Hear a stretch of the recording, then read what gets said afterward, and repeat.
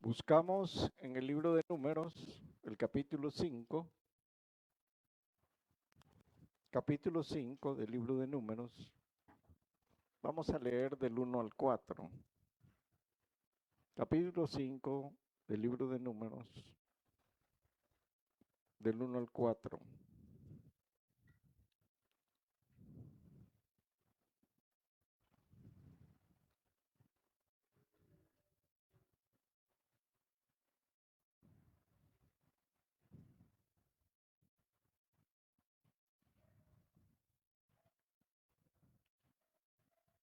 El arrepentimiento quita la inmundicia. Ese es el título del estudio de esta tarde. Leemos en el nombre del Padre, del Hijo y del Espíritu Santo. Jehová habló a Moisés diciendo: manda a los hijos de Israel que echen del campamento a todo leproso y a todos los que padecen flujo de semen y a todo contaminado con muerto. Así a hombres como a mujeres echaréis fuera del campamento, los echaréis, para que no contaminen el campamento de aquellos entre los cuales yo habito. Y lo hicieron así los hijos de Israel, y los echaron fuera del campamento. Como Jehová dijo a Moisés, así lo hicieron los hijos de Israel. Hasta ahí leemos y oramos. Padre, gracias te damos, Señor, por el privilegio que nos das de estar acá, de poder estudiar tu palabra, Señor, y de que algo de ella, Señor, vaya directo a nuestra vida, Señor. Que nos ayude a ser mejores ante ti, a cambiar, a que podamos presentarnos ante ti, Señor, sin contaminación, o por lo menos luchar para que sea menos la contaminación con la cual nos presentamos. En Cristo Jesús, amén y amén. En ese momento de la historia, recuerden que están en el desierto y Dios estaba formando a su pueblo a través de las leyes, los estatutos y sus decretos. Dios estaba protegiendo a su pueblo de toda contaminación. Y déjeme decirle, Dios siempre ha estado, está y estará pendiente de su pueblo. Dios no quiere que su pueblo se contamine. Es que cuando nosotros nos contaminamos, hay consecuencias. Algunas leves, otras menos leves y unas graves. Y lo que Dios quiere es que no suceda algo así. La instrucción era que tanto hombres como mujeres que estuvieran contaminados, debían estar fuera del campamento. Y por eso él da la instrucción y señala 3 razones por las cuales podían las personas que estaban dentro del campamento, había que sacarlo. Tenían que estar fuera para no contaminar a los que estaban adentro. ¿Recuerdan ustedes? Nosotros el mundo pasó por un momento difícil en el año 2020, ¿verdad? Y recuerdan que cuando la epidemia ingresaba a los países, pongamos el nuestro, ¿qué era lo primero que hicieron? Aislarnos, para que la epidemia no contaminara al resto, lo que se llama cuarentena, ¿verdad? Y si alguien aparecía que tenía la enfermedad, pues inmediatamente esta persona tenía que ser aislada en un lugar donde no pudiera contaminar a los demás. Algo así es lo que el Señor acá estaba haciendo. Son 3 motivos por los cuales las personas tenían que ser apartadas. Y eso lo vemos en el versículo 2 del capítulo 5. 1, los leprosos. 2, los que padecían flujo de semen o de sangre. Aquí le agrego yo, no está aquí, pero también estaban los de sangre. Y 3, el que estaba contaminado con muertos. En ese momento de la historia, tener lepra era algo fatal aún hasta en tiempos de nuestro Señor Jesucristo. La lepra se consideraba algo altamente contaminante, transmisible como no tiene usted idea, incurable, solo por la misericordia de Dios. Claro, este fenómeno se conoce como el síndrome de Hansen, porque Hansen es un médico que posteriormente estudió la enfermedad y descubrió que sí tiene cura. En la actualidad, la enfermedad sí tiene cura. Y no se transmite como ellos pensaban, que por estar allí sentados a la par de alguien que tenía lepra se les iba a transmitir. Se transmite a través de la saliva, a través de toser. Cuando uno tose, como cuando tiene gripe o algo, allí sí, se transmite. Y tiene la cualidad de que los miembros, principalmente dedos, orejas, se debilitan y hasta pueden caerse con facilidad. Eso sí es una realidad, se despelleja todo y sí es un fenómeno. Pero en la actualidad esa enfermedad es curable. Tener flujo de sangre o de semen era otra situación por las cuales se consideraban las personas inmundas, principalmente las mujeres, cuando estaban dentro de su periodo. Y si a una mujer su periodo sufría consecuencias físicas, pues era inmunda todo ese tiempo que estuviera en esa situación. Y el otro, por lo cual había que separarlos, era cuando había un cadáver y alguien llegaba y tocaba el cadáver. Nomás tocaba el cadáver, ya se consideraba inmundo y había que separarlo. Ahora, esto se daba regularmente porque enfermaba algún familiar y en el lugar donde estaba enfermo, claro, lo manipulaban, pues, y se moría. Se contaminaban. Esa era la situación. Podemos alegorizar con el pecado. Tal vez no podamos distinguir los tres casos de manera directa, pero sí es una realidad que cuando alguien de forma reiterada anda en pecado, pues no hay duda que tiende a contaminar.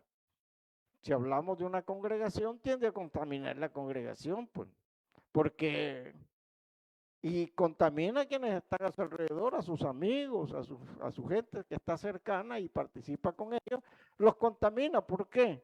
Porque la persona es más carnal que espiritual. Y eso se ve, pues, porque si alguien anda con inclinaciones hacia mujeres, pues él le nota, pues, y habla y mira, ahí va. Entonces, claro, él está más pendiente de las faldas que de la parte espiritual, ¿verdad? Entonces, se nota, ¿verdad? Y otros detalles que puedo darles. En el capítulo 7 del libro de Josué, encontramos un caso específico donde hubo un pecado, el pecado de Acán. Cuando ellos fueron a conquistar Jericó, el Señor les dijo que no debían tomar nada, nada, nada de lo que allí había. Todo lo debían de quemar. Pero Acán se vio tentado y tomó un manto babilónico, tomó 200 ciclos de plata y tomó un lingote de oro. Lo llevó a su tienda y lo escondió. Cuando ellos fueron a pelear contra Jai, un enemigo de ellos, pero eran mucho menos, o sea, eran insignificantes, Josué ni siquiera se molestó en orar y pedir la dirección del Señor. Y se fue a pelear. contra los de Jai. Lo triste fue que los de Jai lo sacaron corriendo. Y además de eso, murieron 36 hombres. Josué inmediatamente fue al Señor, fue de rodillas al Señor, le reclamó y el Señor le dijo, revisa, le dijo, vos no estás como deberías estar, algo malo está sucediendo en tu campamento. Como que me dijera a mí, mira, los problemas que estás teniendo en esta iglesia es porque algo malo está sucediendo. Revisa en tu congregación. Alguien está haciéndote daño o alguien no está actuando como debe actuar. Y efectivamente empezaron y descubrieron que Acán era el culpable de lo que les había ocurrido. Un manto babilónico, 200 ciclos de plata y un lingote de oro.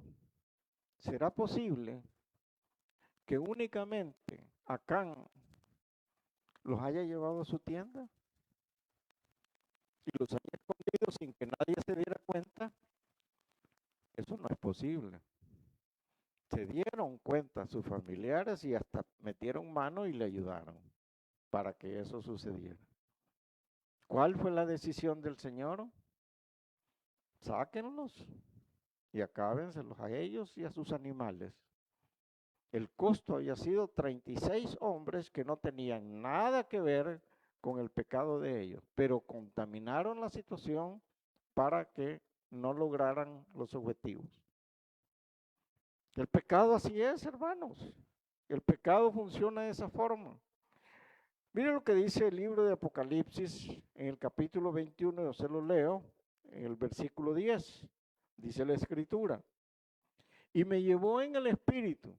No lo busquen, que va a perder la línea. Y me llevó en el espíritu a un monte grande y alto. Nos está contando Juan en la isla de Patmos. Y me mostró la gran ciudad santa de Jerusalén que descendía del cielo de Dios.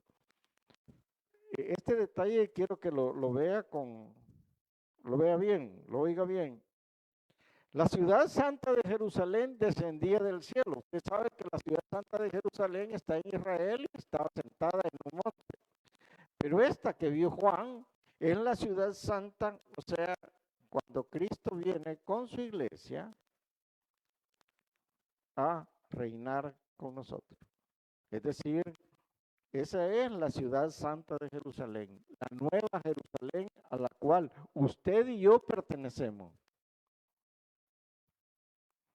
Pero ahora vayamos al 27 de ese mismo capítulo, donde dice la escritura, no entrará, aquí sí póngale ojo, no entrará, estamos hablando de la ciudad santa de Jerusalén, no entrará en ella ninguna cosa inmunda o que hace abominación y mentira, sino solamente los que están inscritos en el libro de la vida del Cordero. Y aquí viene la pregunta, ¿verdad?, que me surge. ¿Usted está inscrito en el libro de la vida y el Cordero?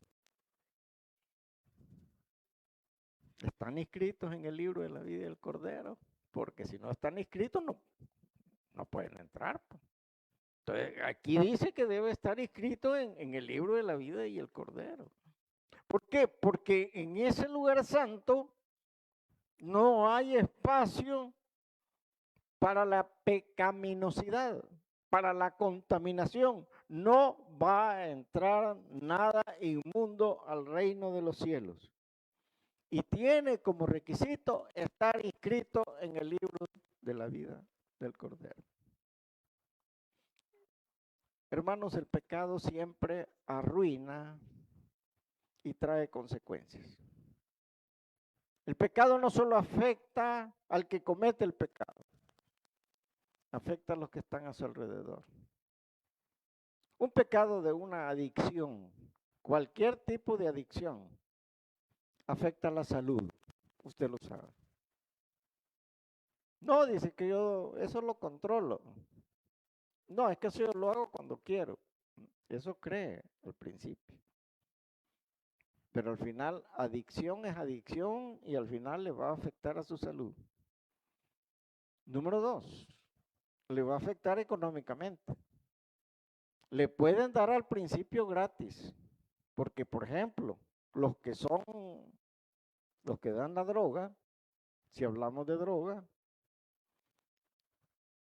la primera se la dan gratis, pues, para volverlo adicto, pero las siguientes dosis las tiene que pagar. Al principio lo invitan, pero después ya tiene que bolsearse cuando son otros tipos de adicciones. Entonces afecta económicamente. Hay desprestigio ante los demás, porque los demás lo reconocen como adicto a X o Y sustancia. Ese es drogo, ese es alcohólico, ese es bolo, ahí va. Y además, esto puede provocar actos de violencia, puede provocar delincuencia, puede provocar accidentes, pérdidas de empleo y además se pierden muchas oportunidades cuando ya la adicción es más avanzada. Hablemos de un pecado de novios. Novios que se pasan de las rayas, que se pasan de donde deben pasarse, de donde no deben pasarse. Novios que se comen el pastel antes de que sea la noche de bodas, ustedes me entienden. Novios que ni siquiera saben si van a hacer una vida más allá del noviazgo, pero cometen un error. ¿Qué genera eso? Ese pecado genera hijos no deseados. Carreras truncadas, se los he explicado muchas veces. Si tú, jovencito que me estás escuchando, estás estudiando, jovencita que estás estudiando, y saliste con un embarazo no deseado, perdiste el año y a saber si vas a seguir estudiando. Tu carrera se ve truncada. Se rompen las relaciones familiares. Y si son menores, puede haber cárcel, porque las leyes de nuestro país así lo establecen. O sea, va tu papá y dice, no, es que mi hija tiene menos de 18 años, a la cárcel. Y no es escarcelable, por lo menos 4 años se los va a ir a purgar, ¿verdad? Entonces, es un pecado que trae consecuencias. Sí, sí, andar allí se siente bonito, se siente alegre y todo, pero las consecuencias pueden ser muy graves. Un pecado de adulterio lleva a un divorcio. Y en un divorcio, algunos pueden quedar pobres porque la persona que se divorció le puede quitar todo y dejarlo en la calle si las cosas no están como deben estar. Lo peor es que pueden haber enfermedades también, por un adulterio. Ya se ha dado el caso de que esposas que no tienen nada que ver han salido contagiadas de SIDA, porque el esposo ha andado en un montón de cosas y llega a contagiar a la esposa. Hijos que quedan abandonados. Entonces, el pecado es así, hermanos. Puede hacer que su misma falta de disciplina lo lleve a usted hasta el robo y hasta la sustracción de dinero. Producto de todo lo anterior puede llegar a eso. Y eso lo puede llevar hasta la cárcel y le puede llevar a la ruina y a desprestigiar a su propia familia. Todo lo anterior lo puede llevar a la ruina. No solo a usted, a su familia. Por eso Dios insiste, sed santos porque yo soy santo. Pero usted va a decir, mire, pastor, usted tan exagerado que va. ¿Creen ustedes que soy exagerado? Allá ustedes, ¿va? Pero la verdad es que lo que tengo de vivir, que no es poco, son realidades que tenemos que considerar. Son realidades que se dan.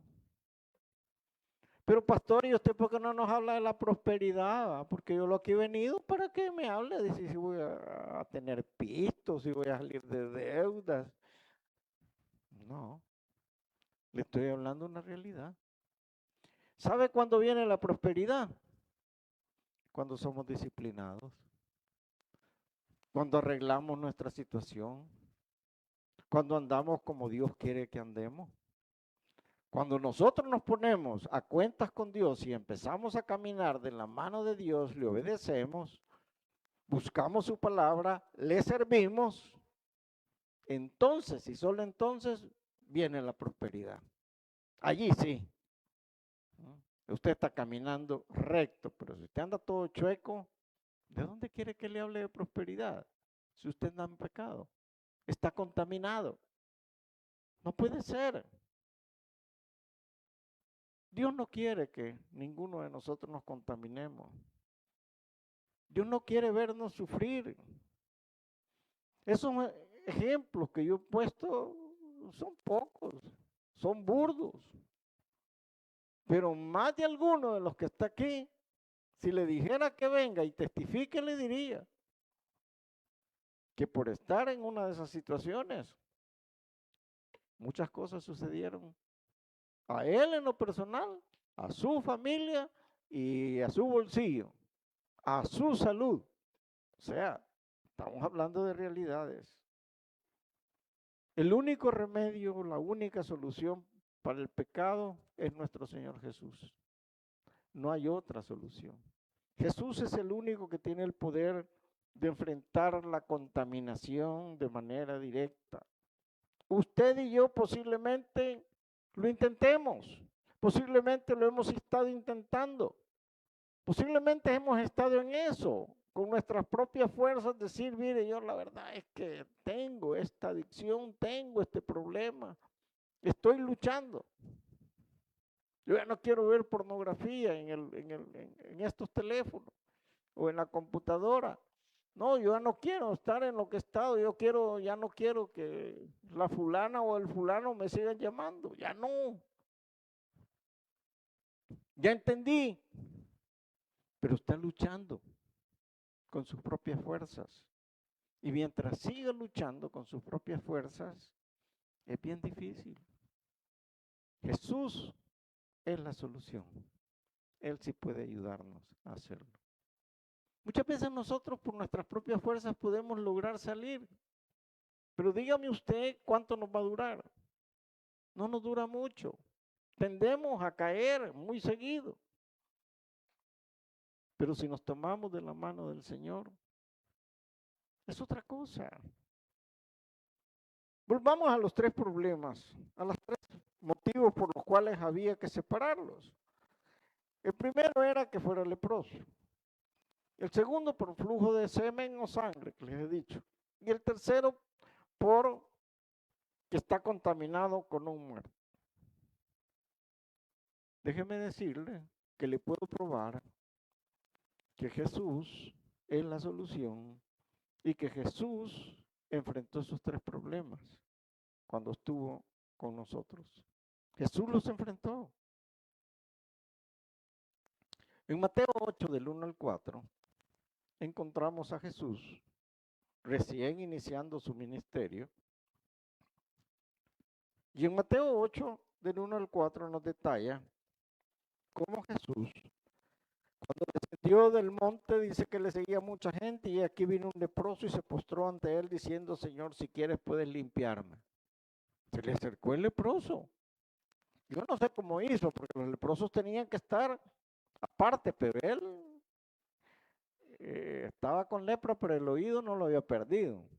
O alguien le dijo, allí va ese hombre te puede dar la sanidad. Y este hombre corrió hasta donde estaba Jesús. Y Jesús extendió su mano y lo tocó, fíjese. Eso es algo que ninguno podía hacer. Porque si alguien tocaba a un leproso, inmediatamente estaba contaminado. Pero Jesús no lo pensó 2 veces y lo tocó. Y le dijo, si quiero, sé limpio. Y al instante la lepra desapareció. O sea, Jesús sí puede hacerlo. La mujer que sufrió por el flujo de sangre por 12 años, también fue liberada por Jesús. Y esta mujer la encontramos en el capítulo 9, en los versículos 20 y 22, y dice la escritura así,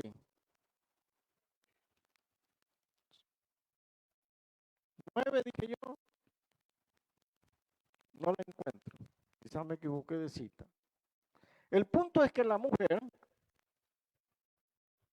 llegó y tocó el manto de Jesús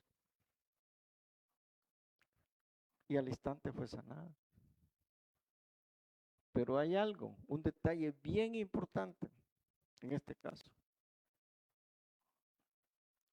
Jesús no solo la sanó, sino que le dio la salvación. Y en una de las partes de la escritura dice que la mujer lo tocó. Yo creo que la mujer ya había perdido toda esperanza de vida. Dijo, me voy a morir. Ella tocó el manto de Jesús no buscando la sanidad. Eso búsquelo usted en su Biblia, sino buscando la salvación. Por eso es que Jesús le dijo, tu fe te ha salvado. No solo la sanó, sino que le dio la salvación. Imagínense. Tú puedes venir ahora mismo por un milagro. Tú puedes venir en esta tarde angustiado o angustiada. Tantas situaciones que suceden en nuestra vida. Puede estar pasando en tu vida. Dios puede hacer el milagro. Pero ten presente una cosa, que más importante que el milagro es la salvación de tu alma. Eso es lo más importante. Pero Dios puede hacer el milagro, como lo hizo con el leproso, como lo hizo con los 11 leprosos, o los 10 leprosos. Él los sanó. Uno regresó y ese recibió la salvación. Los otros fueron sanos, ¿va? Se murieron, pero quién sabe dónde están. Jesús se enfrentó a la muerte. Nosotros encontramos a Jesús en Lucas 7, del 11 al 15, que está una viuda, y a la viuda se le ha muerto uno de sus hijos. Y va Jesús, va el Señor Jesús a donde ella, para resucitar a su hijo.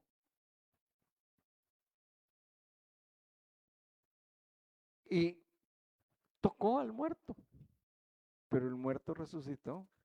Mira, y acercándose tocó el fetro. Y los que lo llevaban se detuvieron y dijo, joven, a ti te digo, levántate. Entonces vemos que Jesús sí puede enfrentar cualquier situación, porque Jesús es la solución. En 1 Corintios, nosotros leemos en el capítulo 15, en los versículos 56 y 57, que la palabra nos dice, ya que el aguijón de la muerte es el pecado, y el poder del pecado, la ley, más gracias sean dadas a Dios, que nos da la victoria por medio de nuestro Señor Jesucristo. La muerte no puede, porque Jesús venció a la muerte. Ahora, ¿por qué Jesús pudo tocar al leproso y sanarlo? ¿Por qué Jesús tuvo el contacto directo con la mujer del flujo de sangre de 12 años y sanarla y darle la salvación? ¿Por qué Jesús pudo levantar al muerto?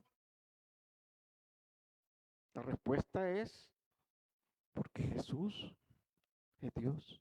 Así de sencillo. Así de sencillo, porque Él es la solución al pecado. Juan el Bautista, cuando le vio venir, dijo: he aquí el Cordero que quita el pecado del mundo. Ese es Jesús. Él es la respuesta a todo aquello que no podemos vencer. Él es la respuesta al pecado. El pecado nos deja fuera del campamento, hermanos. Nos deja fuera de la tierra celestial prometida. Pero Jesús, que nos limpia de todo pecado, es el que permite que no quedemos fuera, hermano. No se nos olvide. Ahora, hay algo bien importante en todo esto. Bien importante y que nosotros debemos hacer siempre. Y es la confesión de pecado. La confesión de pecado es importantísima para nuestra vida. Leemos número 5 del 5 al 7.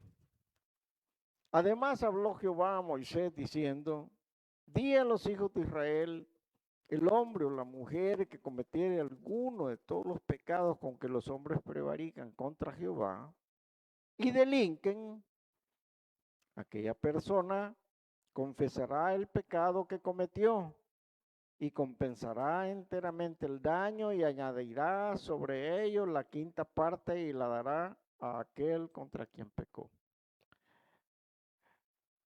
La confesión del pecado es el primer paso hacia el perdón.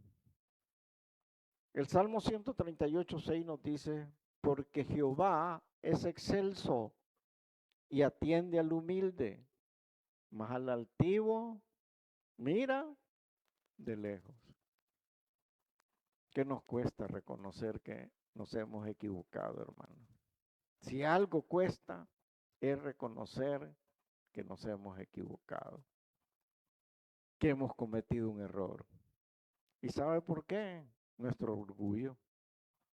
Tenemos un orgullo que difícilmente aceptamos que nos hemos equivocado. Qué bueno cuando encontramos a alguien que cometió un error y dice: sí, yo lo cometí, disculpe, no lo vuelvo a hacer, voy a tratar de hacer las cosas mejor. Sí, me equivoqué. Y en algunos casos hasta caen bien aquellos que no han cometido un error directo, pero asumen la responsabilidad. Que no es que por usted, sí, sí, señor, sí, esa es humildad. Sí, sí, nos equivocamos, señor. Sí. Tal vez el culpable ya está callado, no dice nada, pero hay alguien que dice: no, no, sí, sí, señor, nos equivocamos. Dios mira eso. Dios mira el corazón del hombre. Dios mira cuando somos humildes. ¿Cómo puede una persona en un caso de defraudación, que defraudó a su hermano, defraudó a su amigo, ha defraudado al patrono, defraudó al vecino? ¿Cómo puede esperar misericordia de la mano de un Dios que es justo y santo? Él tiene el control de todo. Él nos está observando. Pero nosotros no. Y dice que no únicamente eso, sino que debemos compensar y restituir. Dice la Escritura en el libro de Mateo también, que si tú estás enojado con tu hermano y llevas la ofrenda al altar, dice: no, mira, deja esa ofrenda allí o llévatela si quieres, pero ve y haz las paces con tu hermano. Ve y pídele perdón a tu hermano. Y luego vienes y traes la ofrenda. Pero no me dejes la ofrenda si tú no has pedido perdón a tu hermano. Y muchas veces nosotros estamos en esas situaciones, que no queremos arreglar situaciones que tenemos a veces familiares. Esta disposición que está acá establecía que había que compensar el daño con un 20% adicional. Ahí dice una quinta parte, es equivalente al 20%. Y que si la persona a la cual se le había hecho el daño ya no estaba disponible, que ese 20% lo tenía que llevar como ofrenda a donde estaba el sacerdote. Eso estaba establecido. Nosotros encontramos al rey David en el Salmo 51:4. Ahí lo encontramos al rey David muy mal por su pecado. Recuerden que David había pecado con Betsabé. Y entonces él, en un momento determinado, él tuvo que confesar su pecado. Y mire qué linda la escritura, cómo detalla David, cómo vuelca su corazón y dice, ten piedad de mí, dice. Bueno, por supuesto, Natán ya lo había puesto quieto. Oh Dios, conforme a tu misericordia, conforme a la multitud de tus piedades, borra mis rebeliones. Lávame más y más de mi maldad y límpiame de mi pecado. O sea, este David se había bañado un montón de veces, igual que la Betsabé. Es que cuando se comete un pecado de esos, uno cree que con bañarse ya se le quitó. No, si el pecado ahí está. No es con agua, es volcando nuestro corazón ante Dios y pidiéndole perdón. Porque yo reconozco mis rebeliones y mi pecado. Este está siempre delante de mí. Contra ti, solo he pecado y he hecho lo malo delante de tus ojos, para que seas reconocido justo en tu palabra y tenido por puro en tu juicio. Cometió adulterio, mintió, mandó a matar al esposo de ella y puso por los suelos la palabra de Dios. Y a pesar de todo eso, el Señor le perdonó. ¿Por qué?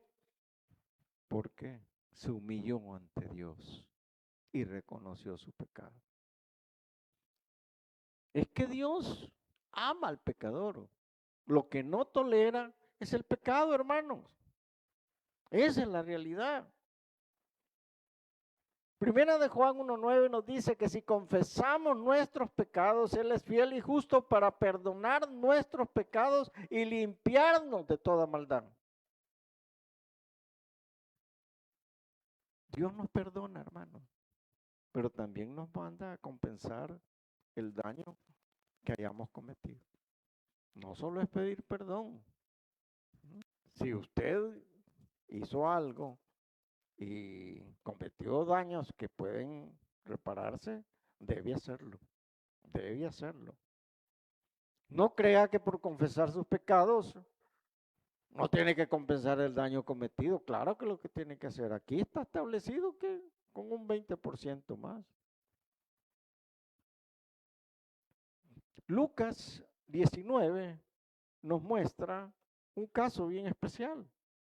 Lucas 19 nos muestra el caso de este personaje, el cual llegó a los pies de Cristo. Y al reconocer a Cristo, pues él inmediatamente cambió. Pues. Su nombre, Zaqueo. En los versículos del 1 al 10 encontramos cómo fue que encuentra a Jesucristo y cómo es que él se convierte. Pero ya cuando él ya lo ha llevado al Señor, que lo llevó a su casa a comer y todo, y llegaron los discípulos, dice en el versículo 8, se puso de pie el Zaqueo, miren, y dijo, he aquí, Señor, la mitad de mis bienes doy a los pobres, y si en algo he defraudado a alguno, se lo devuelvo cuadruplicado. Él bien sabía lo que había hecho, bien sabía. Y la almendrita del mensaje está en el 10, porque el Hijo del Hombre, le dijo, vino a buscar y a salvar lo que se había perdido. Esa es la realidad. Ese es lo más lindo en la palabra del Señor.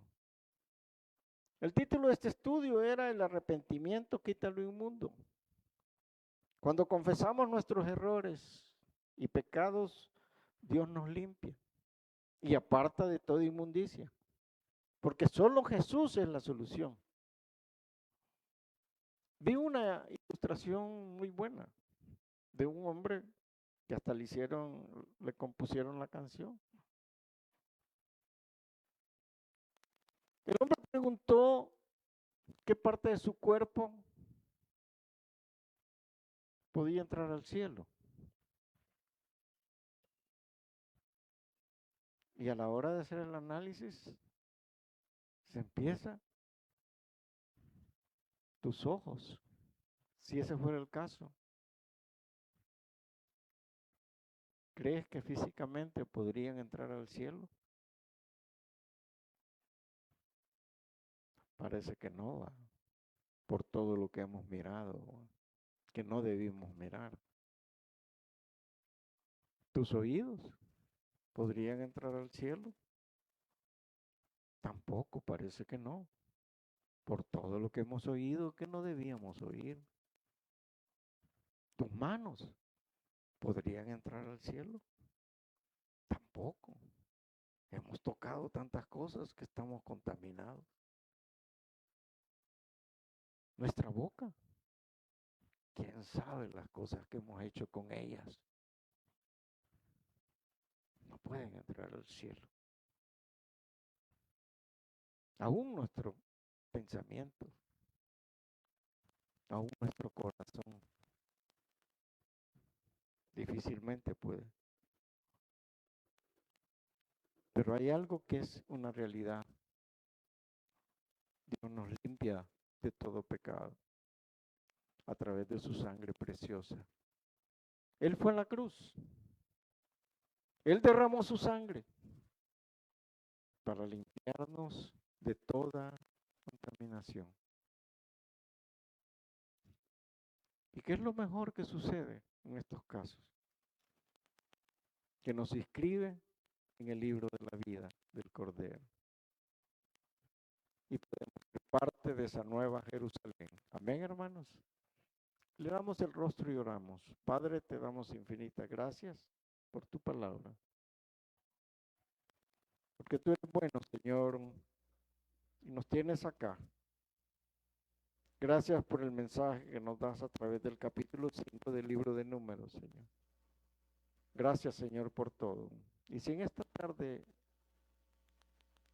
hay alguien que quiere recibir a Cristo como su personal y único Salvador, ahí donde se encuentra, quiere ser inscrito en el libro de la vida, tiene que recibir a Jesucristo como su personal y único Salvador. ¿Habrá alguien que quiera recibir al Señor en esta tarde y levanta su mano? ¿Habrá alguien que levanta su mano en esta tarde? Yo quiero orar con usted y por usted, pero es necesario que reconozca que Jesús es el Señor. ¿Habrá alguien? Padre, te damos infinitas gracias, porque todos los que aquí estamos somos tus hijos. Mas si hubo alguien que aún no lo es, dale una oportunidad de salvación y de vida eterna. En Cristo Jesús oramos. Amén. Pongámonos de pie, vamos a despedirnos. No se pierda el domingo. El domingo tenemos una medicina eficaz para los celos. Así es que aquellos que son celosos o andan en eso, pues el domingo vamos a ver eso en detalle. Cantamos una alabanza más. 2, 2, 3. Bien, despedimos con una alabanza, hermanos. Vamos a decir, Dios es capaz de mover montañas, de hacer cualquier cosa. Él es capaz. Cantamos.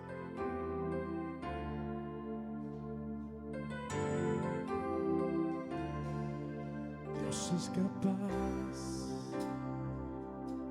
de mover las montañas, de calmar la tempestad, de abrir el mar otra vez.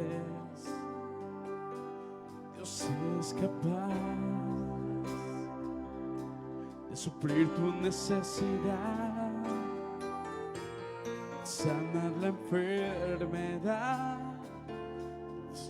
se detenga otra vez. Dios es capaz de hacer todo lo que tú estás dispuesto a creer. que puede ser, mueve montañas, calma la mar, si solo puedes creer. Dios es capaz de transformar tu tristeza en gozo, tu dolor en sanidad. Todo es posible, es siempre fiel, si solo puedes creer. Dios es capaz.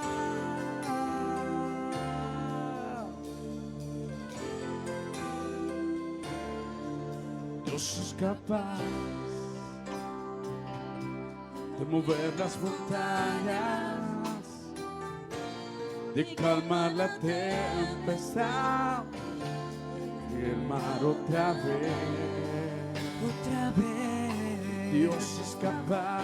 Dios es capaz De suplir tu necesidad, de sanar la enfermedad, tenga otra vez. Dios es capaz de hacer todo lo que tú estás dispuesto a creer que puede hacer. Mueve montañas, calma la mar, solo puedes creer. Y Dios es capaz de transformar tu tristeza en gozo, tu dolor en sanidad. Todo es posible, es siempre fiel, si solo puedes creer. Dios es capaz.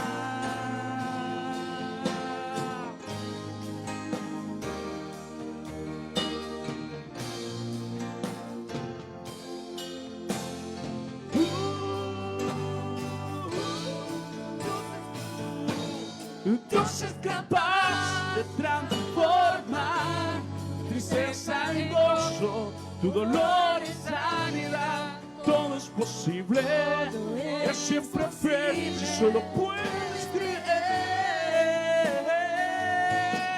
Dios es capaz de transformar tu tristeza en gozo, tu dolor en sanidad.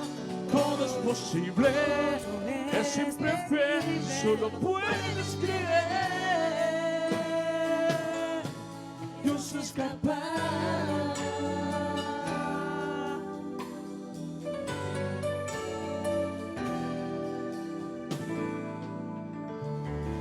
Amén. Que Dios les bendiga.